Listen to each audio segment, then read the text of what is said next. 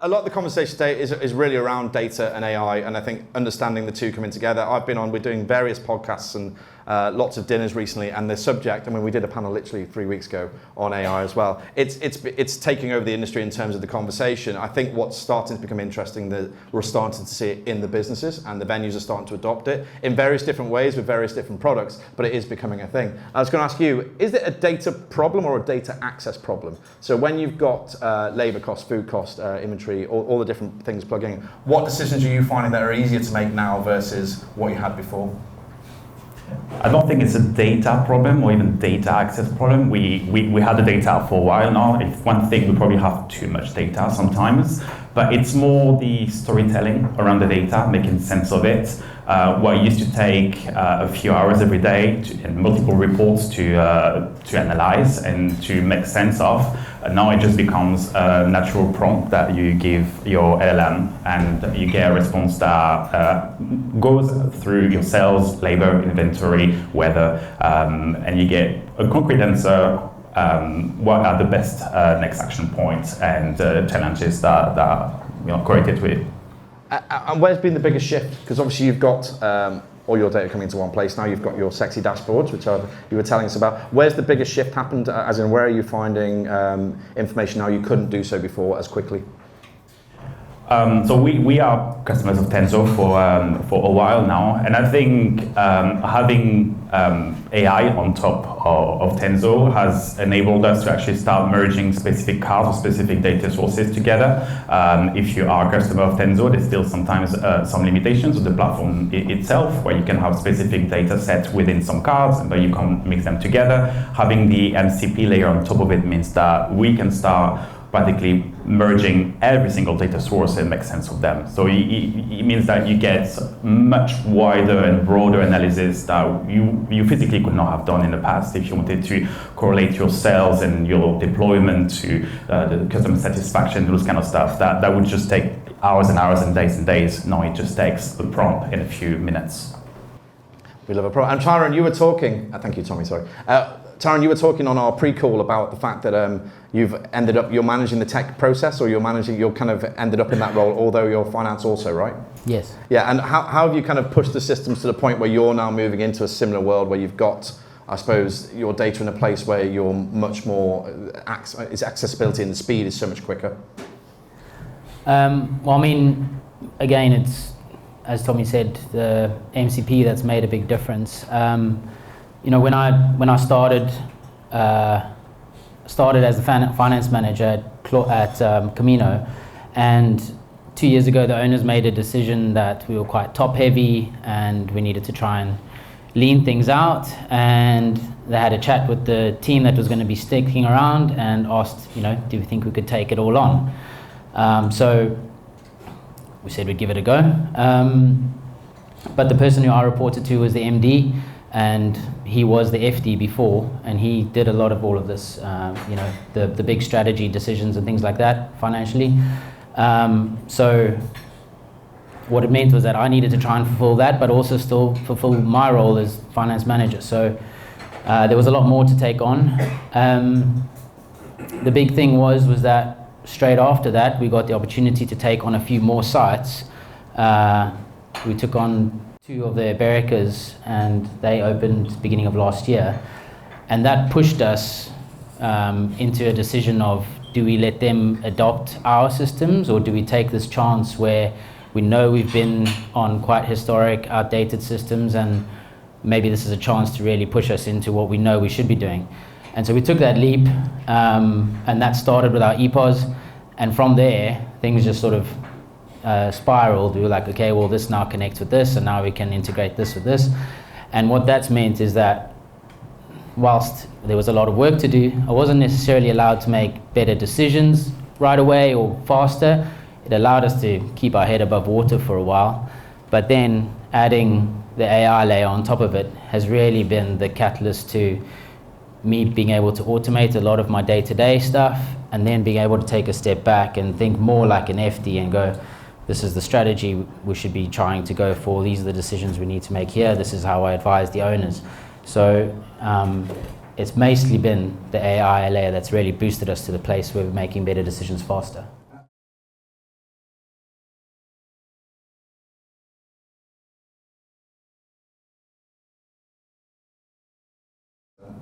it's been really simple, especially since Tenzo built the MCP for Claude. That's been probably the biggest change, because so much of our data is housed in Tenzo. So accessing sales, labor, stock, management, reviews, it's just needed one MCP, and that's been the biggest change. I have got an MCP with our accounts platform Zero. We've got an MCP with an intermediary called Join, which means that we can access our finance data and cross-reference it against the data in Tenzo, which means that, like, whilst you can see sales, labor, and stock, your cost of sales and all of that, you're also seeing rent, rates, overheads, and you're getting a real picture of the performance of the site, where otherwise you're just getting a contribution rate. Now you're actually seeing an EBITDA level performance review or performance marker. Now, perfect. And Chris, all of this is meant to turn into action, right? So if we have all this lovely data on these beautiful dashboards, there's no point having that unless you actually do something with it. How easy has it been, particularly because you're focusing more on the Indian portfolio, right, in JKS? And I think, how easy has it then been to turn that data into actual action? I mean, it's all about having the right information when we have like a monthly management meeting or so, giving access to the right people, getting the guys and the brands confident in querying the MCP as well. But I mean, I'm always saying to them, if what you want exists on a dashboard in, say, Tenzo, then get it from there, because reliability, if the data was accurate yesterday and the day before, it's going to be accurate today. So you don't always think you have to use the MCP, as amazing as it is. Save that for where you want to kind of overlay metrics on top of each other that you don't necessarily know how to do, or ad hoc stuff. Ad hoc stuff it's amazing for. But yeah, giving trust to the people, get them using it, get them experimenting, and then messaging me late at night saying, oh, look what I've done. I'm like, great, I don't care, but yeah, well done. Yeah. Just describe my career in about 5 seconds.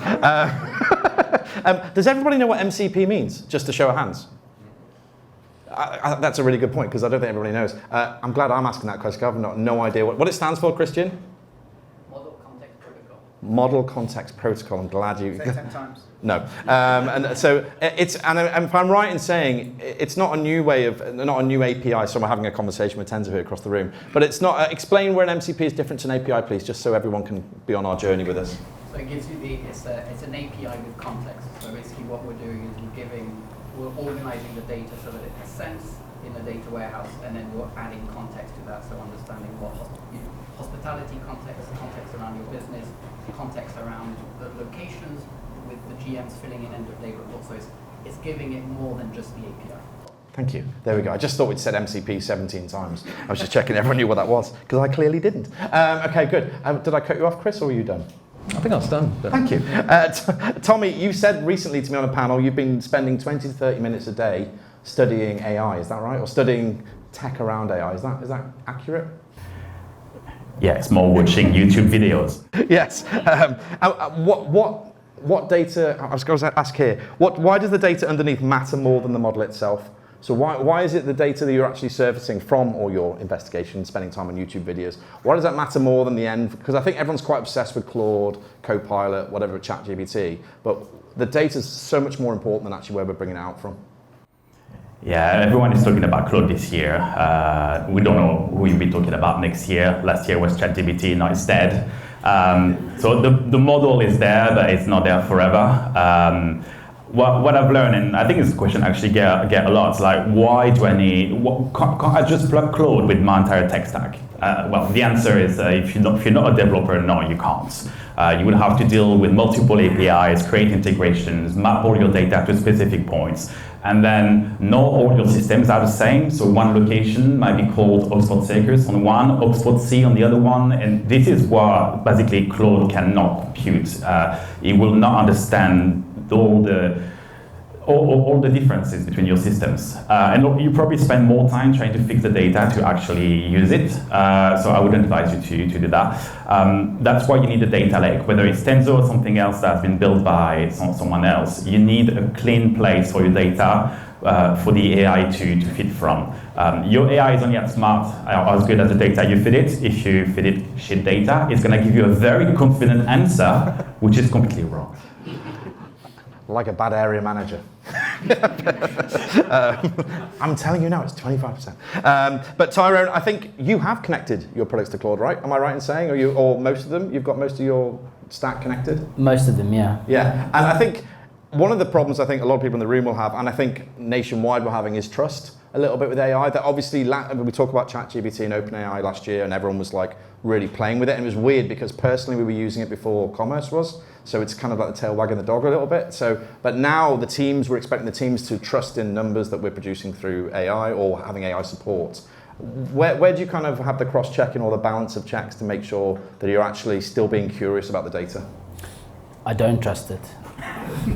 I make sure that I don't trust it because that's the way you keep it in check. The biggest way that I use Claude or any AI is just that I'll basically take an Excel file or something that I need to re-engineer or reprocess. It'll have all my checks in that I had in before, but I'll just give it to Claude in Cowork or something like that, and I'll say, this file used to do this, reproduce it so it does this, here's some data to use to reproduce it, and it'll build it for me. So my checks stay in place, and the biggest thing is that Claude will be accurate if it's retrospective, if it's got a reference to reconcile against. It's when you're trying to be speculative, forward-facing, that you have no reference, you have no way of knowing that what it's producing is exactly right. If you ask it to build your budget, it's almost definitely going to be wrong. You need to prompt it to give it the exact assumptions, and then you need to have a way of checking that its assumptions have been portrayed correctly. And I was talking to Matt Bell, who's the MD at Molly's a few weeks ago, and I was saying this to you on the call, and he said to me, he's getting a lot of work sent to him, and the team have stopped being curious about what that work is, or almost just trusting and sending it. And he was saying, I'm very nervous about the fact that actually soon we might have a workforce that actually are trusting everything implicitly straight away, and because they're using it in their personal lives and it's actually making sense, that becomes normal in work. I was going to say, Chris, what are you asking on a Monday morning when you're talking to the bot, or not the bot, but what are you trying to get from the real human interaction, trying to pull out the right data? What questions are you asking? I mean, just going back to the issue about trust, we talk quite a lot at JKS about the 80-20 rule. Like, you can rely on AI to do 80% of what you want, get 80% of the answer, but you still need that human layer on top with your knowledge of a particular restaurant, or whether it's the restaurant manager's knowledge, to kind of have the insight and make it real.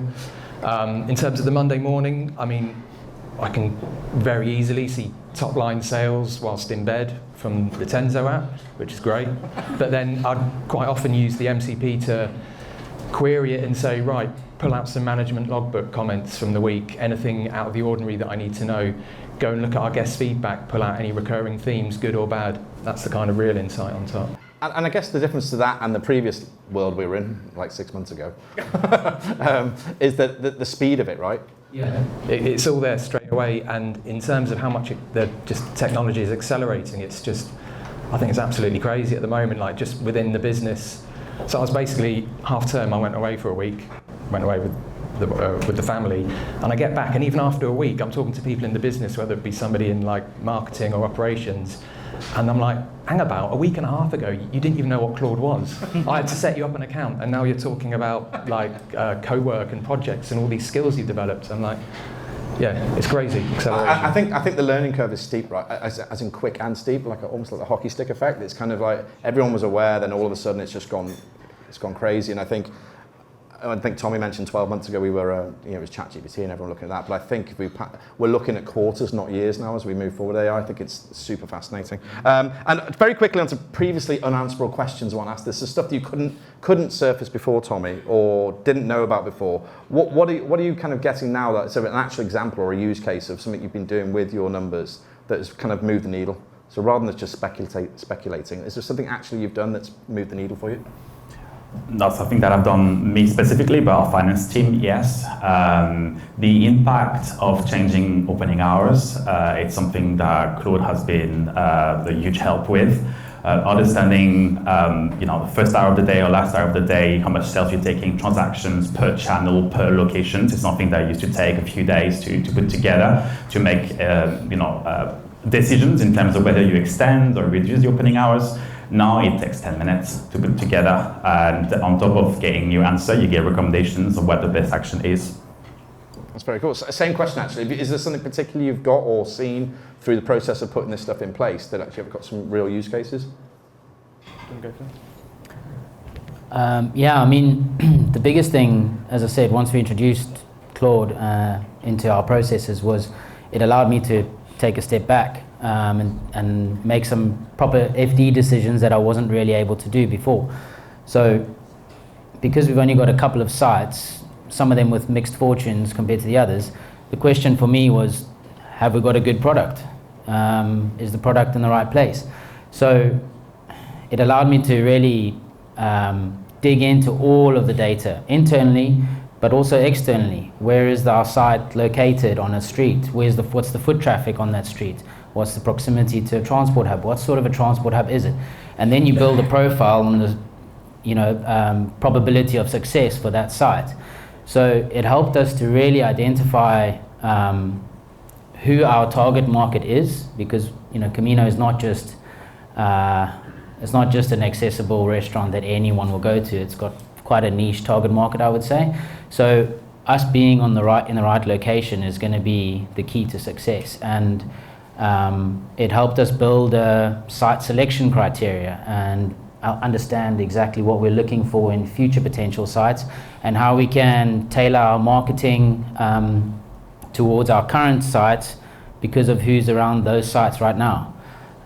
So it's been huge in that strategic approach. I remember having to build what you're talking about, kind of like a success model back in the day when I was at Prime Minister. We used to build we used to build a success model for our new sites, right? So we knew so we could roll out and scale. And doing that process before what you just talked about is lengthy and painful, and often it'll involve lots of humans that made lots of mistakes. So it is fascinating how quickly we could potentially move to scalability on these new models.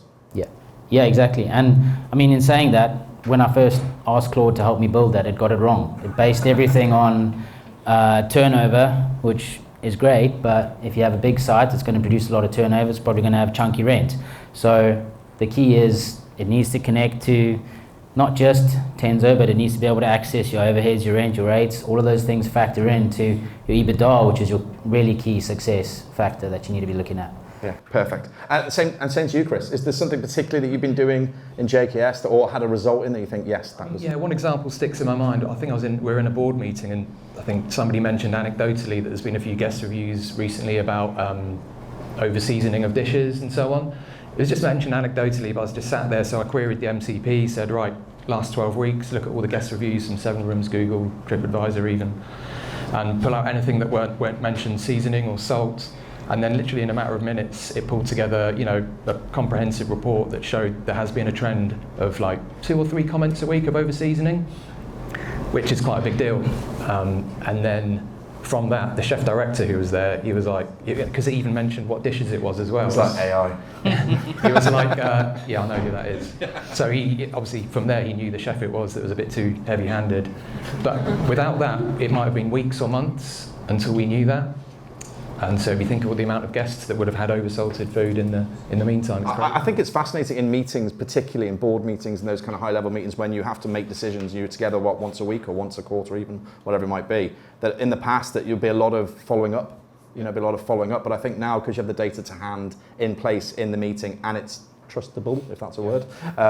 But you're at a point where you can actually make decision making becomes a lot more powerful. Yeah, there and then just being able to access it, whether even like something likewise, we've just introduced theoretical food, F&B margins into all of our reporting, which we never had before. But it's not just having that, but it's having the insight to interrogate the data there and then to tell us why food GPs dropped 0.5% from this month to last month, whereas before somebody would have to go away and they'd take 2 days, and even then they'd give you an answer and it wasn't quite the right answer, but it's the best you're going to get. But now you can see, what is it? Is it the sales mix that's moved? Is it price that's moved? Is it a new dish? I must say I preferred the old way when I was in the boardroom, and I said, I have to get back to you. Rather than someone like you pulling it up going, oh, no, you're lying. But anyway, and also one of the interesting things is we've got some smaller groups in the room today. And I think you can see on an enterprise scale, where AI can really do some damage in a good way, right? To drag a lot of data in that they're not seeing regularly. Tommy, from a smaller business where you're working with 1 to 5 sites, I suppose, Are they going to get the same wins as what you would expect on an enterprise business when you're using this kind of tech? If one thing that we get more, because when you're a small group and you have a handful of locations, usually you don't really have a head office, you have a handful of people. One is the co-founder, he has multiple hats, looking after operations, looking after expansion, looking after culture and all that kind of stuff. You don't have anyone who's there sitting behind a computer looking at numbers and reports and trying to make sense of them. So having AI on top of your data gives you the power of a few analysts to deeply understand trends and understand where your business is heading, where are the pain points, what needs to be fixed, without having the need to do it yourself and spend hours and hours on it. So yeah, there's a huge opportunity for them. I was going to ask the finance guys actually, does it become a point where you are, and I know this is controversial, replacing heads or not having to hire heads potentially in your teams? I think it's more about adding value. Like in our finance team, we're talking a lot about, say, improving the month-end cycle. So the guys aren't spending 2 or 3 weeks on it; they're spending 1 or 2 weeks. So they've got more time to add insights, book holidays whenever they want, that kind of thing. And so we're looking at. I said to the guys, I want you to all go away and come back and tell me the job you hate doing the most, because that's the best place to start. Because it will normally involve data, downloading reports, looking for errors, over-salting, yeah, that kind of thing. And start with that. Start with the thing you hate doing the most. And then when you've done that, move on to the second thing that you hate doing the most, whether it's the time-consuming task that you have to do every week. And then keep going until you've done all of them. And then I guess we'll be living out our lives on a beach somewhere, sipping pina coladas. Sounds like the Holy Grail. Perfect. And St. Tyrone, because you talked about being an FD properly, in your words, as in stepping back and being able to see your role, I suppose, a bit clearer. Does that then push back to the rest? Because if you think of a central office set up 5 years ago for a chain of restaurants, there'd be a marketing area, finance area, or ops. Are we starting to see? I'm not being controversial, but the shrinking of that, or the efficiency of that changing and turning the focus back onto the guest? I think to an extent, yes, it will shrink slightly because people are capable of a lot more, But that doesn't mean that those people aren't still essential, because they are key in the process of extracting that information. So the finance person still needs to be able to have those assumptions in mind when you're trying to build a budget. The management accountant in my team, it's just me and him, but yeah, the management accountants need to do balance sheet recs. It has to happen.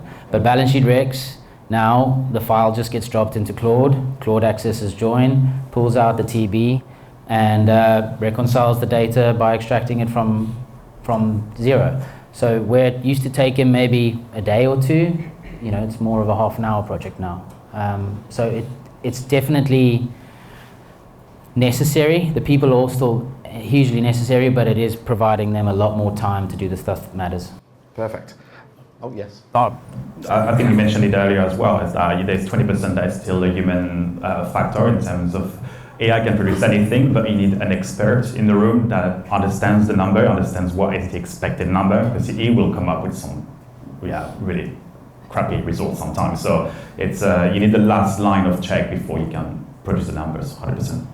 Yeah, I mean, just yesterday, our bookings manager at Big Chill, she just tested Claude. She just connected it to Tenzo. She just asked Claude, what was our sales in this area, which was one of the revenue centers. And Claude came back and said, I can't find that area. And so I was like, no. I prompted it. I said, you have access to Tenzo. Go and find the revenue center named this, and you'll find the sales. And it came back and said, yes, you're right, I'm sorry. I'm only laughing because literally daily, someone looked at my conversations on the side of Claude the other day and said, it's not a human. Why are you talking to it like that? So we're arguing all the way down in the conversations. But I think that's where the confidence comes back, right? Being able to really push back, because you have to have people in the business that are going to do that and say, actually, no, I know that's connected. I know the data's there. Do it again, do it again, do it again. Because otherwise you're going to end up with these weird results. Sorry, Chris. I forgot what I was going to say. Sorry, what was the question? We were talking about doing more with less. Oh, okay. Yeah, I mean, I find there's so many efficiencies. I'm hardly using Excel these days. Yeah. I had to do something the other day. It was like a index match formula, something like that, one for the Excel heads. And then I realised I hadn't done it in so long. It felt like, you know, when you used to go back to school in September and you'd forgotten how to write after the summer holidays. I was like, I can't do this. Luckily, like, the muscle memory kicked in, but for a while I had to properly think about it. That's the impact it's had. Yeah, I think it's really strange. We have if you use Webflow as a design system for a website, Claude connects directly to that, totally separate from this conversation, but it can build web pages in seconds. And you just think of all the industries that this is going to impact in positive and negative ways, obviously, but it is fascinating how quick it's moving. Right, we're moving on to the future question, because we have to do that at the end. That's the way it works, and then we'll look after these people's lovely questions. Tommy, you talked a bit about where tech is going, or where AI, I suppose, is going. Where do you think we're going to be? What's the furthest we should look? Is it 6 months? Yeah, I'm nervous to say a year, because it could a lot change. What do you think is coming next, or do you think it's more of this bedding in? It's hard to predict what's coming next. There will be probably a Chinese model that will come and replace Claude, hence why you don't want to lock everything into your current model. I think as we are progressing, we'll probably get into a more autonomous process where, specifically for hospitality, you don't want always to go and ask or automate things to happen at a specific time, but you want AI to be there to supercharge your GMs and give you nudges, throughout the day in terms of how the day is unfolding based on what you had forecasted and what actually is happening and what's the best next action to get your business back on tracks or to maximize your business if there's an opportunity somewhere. So I don't think it's impossible that you would have, earpieces and with Claude whispering to you what you should be doing. With your accent. Yeah, absolutely. With a French accent would be lovely, wouldn't it? And a slightly different question to you guys from the finance side. How much time and money should people be investing? Because AI isn't free. I think that's the one thing that everyone's talking about it a lot, but there's a cost attached to it, right? And it's going to become part of a SaaS. You've got your SaaS costs as well. So how much time and money should we be, or are you going to look at investing into AI in the next year or so? Is it something you're really honing down on, or is it a kind of watch it, suck it and see type thing? I think we're quite early on in our journey. I don't think anybody's even stopped and thought about it, but definitely time. I try and follow people on Instagram that are constantly giving AI tips and data tips, which makes it a bit of a nicer place. But yeah, in terms of the cost, I think it's still too soon to say what that actual impact is going to be. That's fine. Tyrone? Yeah, I certainly think the cost needs to go into your underlying platforms. That's where you're going to get the true sense of your data. AI right now is only going to be as good as the data that those platforms produce. So if you're still working on an EPOS that can't integrate with anything, if you're working on a label tool that is isolated or it's still on a spreadsheet, those sorts of things are going to slow you down. They're difficult to maintain. They're easy to get wrong. Having that data accurate and quickly updated is only going to inform the AI more appropriately and more correctly. So the AI right now is still quite cheap. I would rather invest in good platforms that can talk to each other for now. And it's interesting, and I'll finish on this, that integration has always been, and support have been the top two things with Tech on Toast when we've spoken to customers in the past. Integration now is probably so much more bloody important, because if you're going to put, I think you mentioned at the start, garbage in, garbage out, if you're going to start building AI on top of disconnected systems, it becomes this absolute, I don't know what the word is, fractured tech stack is what people use, but it'll be horrible. I think spaghetti mess, what are they called, spaghetti tech? Whatever it's called, but there's many different phrases, but it'll be a mess. And I think it's super interesting, and looking at people like Tenzo, who can provide that safe place for data that can drag in from all of your other SaaS products, is the right way to go, I would think. So very quickly, a little ripple for my friends before they answer the last few questions. Thank you. Right, we've got some questions up on the board here. Sorry, Tommy. We'll start, Adam. Hi, Adam, how are you? You've got your meta glasses on, haven't you? How important is the sales and labor tools inside Tenzo for understanding and optimizing the rotor staff, and how are you using it in practice? Who would like to take that one? I can do that one. So since we've introduced Tenzo to our teams, one of the biggest things has been having the data quite live and accessible. And what that's meant is that we're able to incentivize good behavior. So that might mean for our staff, upselling dishes that we're prioritizing. For our GMs, it's hitting their labor percentage targets, but that is also married with NPS scores that we're trying to get them to achieve. So they are assessed or tracked on NPS and labor, but they have a bonus tracker which they can see. And we've changed labor tools recently, which means that shifts are signed off pretty much when the shift ends. So labor is pretty much live. Once the shift is signed off, it feeds into Tenzo within about 15 minutes or so. So they're seeing live labor, and they're seeing their NPS score as it's pulled from Google reviews almost instantly. And that's meant that, the right behavior is incentivized, and as long as it's adequate in what it's producing for the GMs and the head chefs in terms of a bonus scheme, it's made a massive difference for us. I was going to say, having that live, does that show an uptick in performance then? If they're seeing their real-time results, are you seeing a better result overall? 100%. I would say last year when there was the big change in NI, the threshold changed and the NI rate went up, and minimum wage went up so drastically, we forecasted our labor percentage to go up about 5%. Instead we were about 2% better year on year. Factoring in those changes, we were still 2% better. So what that said is probably that we weren't incentivizing the right behavior before, but the cost of the bonuses when the metrics are achieved is a drop in the water compared to the impact it's had on the bottom line for the business. And I just believe, I was told a long time ago by a boss, that consistency leads to predictability. If you can see consistent numbers all the time and you know what you're going to see, you know what to expect, then obviously you become more predictable, and therefore the results then tend to kind of marry up. Do you guys want to comment on that one as well? Happy to. Yeah, I was going to say, we seem to hear a lot about using AI to forecast sales and give you the perfect rotor. It might be a slightly controversial opinion, but I'm not bought into that just yet, to be honest. We kind of approached it with some of our GMs, and they kind of got a little bit offended, what you think some computer can tell me how much we're going to sell tomorrow better than I can. And he was right, to be honest. We looked back at his forecasts, and they were accurate, more than accurate enough for us to be satisfied. I just think there's way more things that AI can do, interesting things, more value-added things than giving me the perfect rotor. It's interesting. Tommy? I think it depends on the labor tool that they're using. We've gone through a transition on his burgers, and we had Tenzo with the previous one and the new one. With Tenzo, we managed to get metrics we could not get from the previous workforce management, things such as sales per labor hour, covers per labor hour, transactions per labor hour, that was not available directly from the workforce management. But if you have a business that maybe has a bar, a terrace, a booking area, and you want to start doing or having automated cards or automated reports that tells you based on the sales of that specific area, the labor you spent, what was actually your labor spend percentage for each part of your business, it's not something you can do within your workforce management. So I think it works well in collaboration with your workforce tool, depending on who you are with. And by the way, a safe place for your data should be your new motto for Tenzo.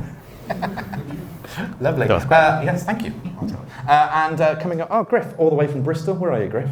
Here I am. Hello, mate. Griff's asking, what have been the big wins in terms of automating workflows and kind of jobs to be done in your world? Start with you there, Chris. Probably quite a simple answer, but something that I guess we've all been talking about for years and years, which is how do we get our managers and our operators spending less time on admin and more time doing what they're good at.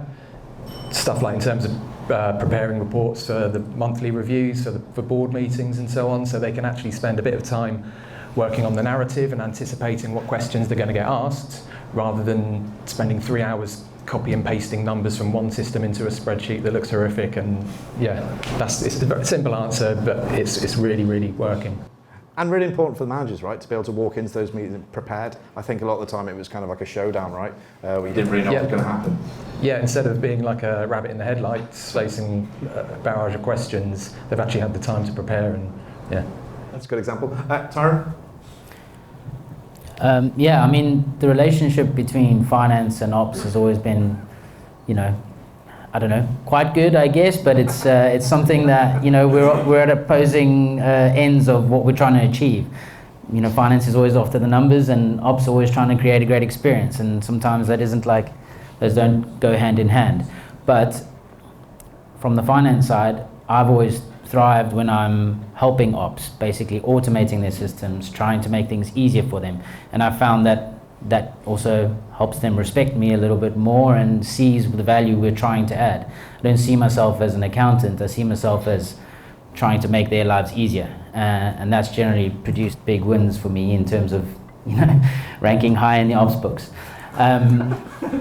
But AI and Claude has meant that I have a lot more time to do the things that are actually value added, and the stuff that still needs to be done, like producing management accounts, like doing balance sheet recs, that stuff that accountants still need to do, is very easy to do quickly. And it can be done accurately because you have that reference data, you have your TB out of 0, it's still easy to do it correctly. So it's certainly helped the relationship between ops and finance.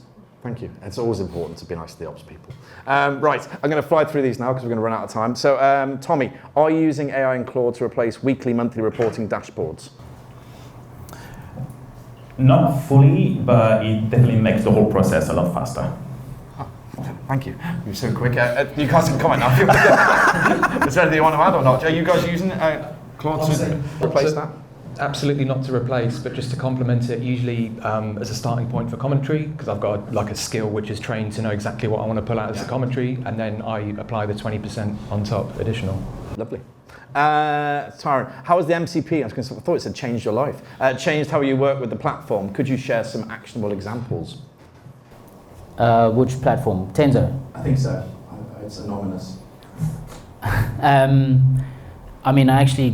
When I spoke to Christian about doing this, I think I mentioned to him that Tenzo is an amazing place to house all of your data, but in terms of producing cards or reports, it's only been really accessible to me, and even me, I'm calling up Maria and asking her how to build things.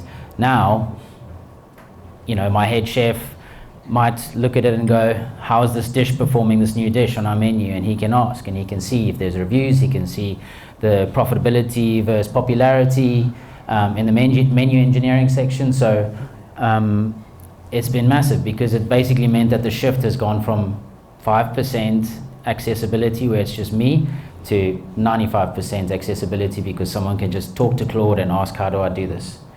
Yeah, it truly opens up the structure of the business, doesn't it, so people can see their results. A question from it must be someone who owns their own business here. How easy was it to connect your Xero to Claude? I actually am interested in this answer.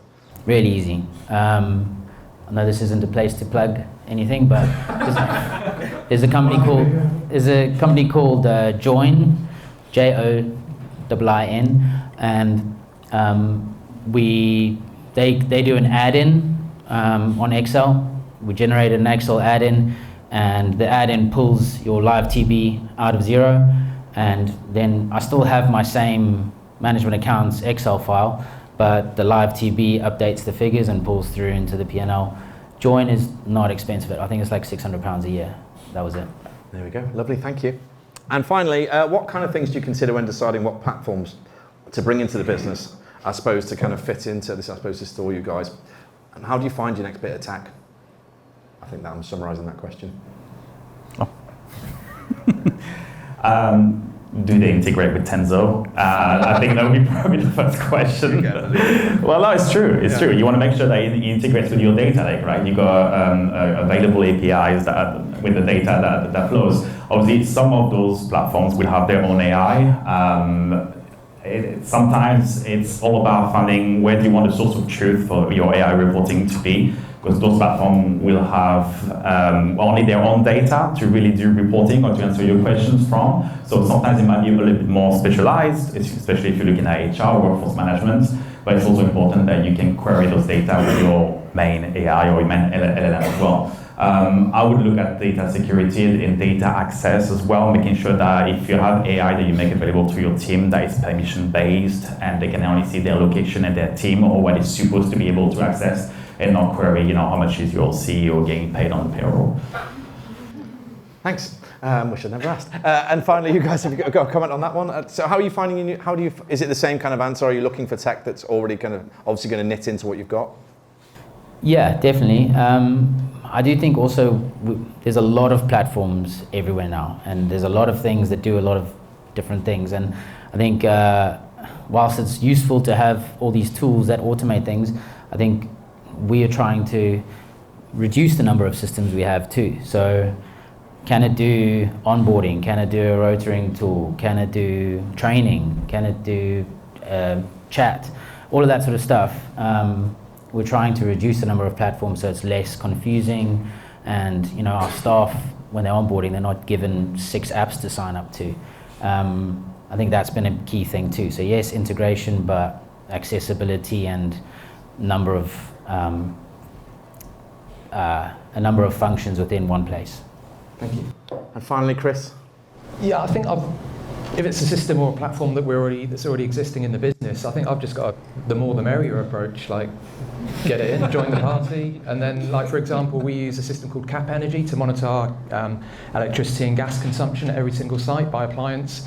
So we've just thank you, Mark, for integrating that data into Tenzo, so we can now overlay that with stuff like how many covers, what's our electricity usage per guest served, things like that, which is really interesting. Energy, particularly, I mean, it's right at the end, but energy is a fascinating point that we haven't mentioned, right? Because it's when we talk about servicing data around where there's a huge cost base at the moment is like really fascinating, right? Because the ability to change or do something about it probably wasn't there before, probably sat with finance alone. Yeah, luckily it's not as crazy as it was about 5 years ago, but yeah, it's still like a big chunky line on the P&L, isn't it? Yeah. All right, well look, thank you very much, you three. I appreciate you. Thank you to Tenzo for hosting us. Don't run away, there's some food in the corner there, and I'm sure you'd like to have a quick chat with each other before you go back amongst your day into London, and we shall see you all soon. Thanks very much. Thanks, Chris. Well done, guys.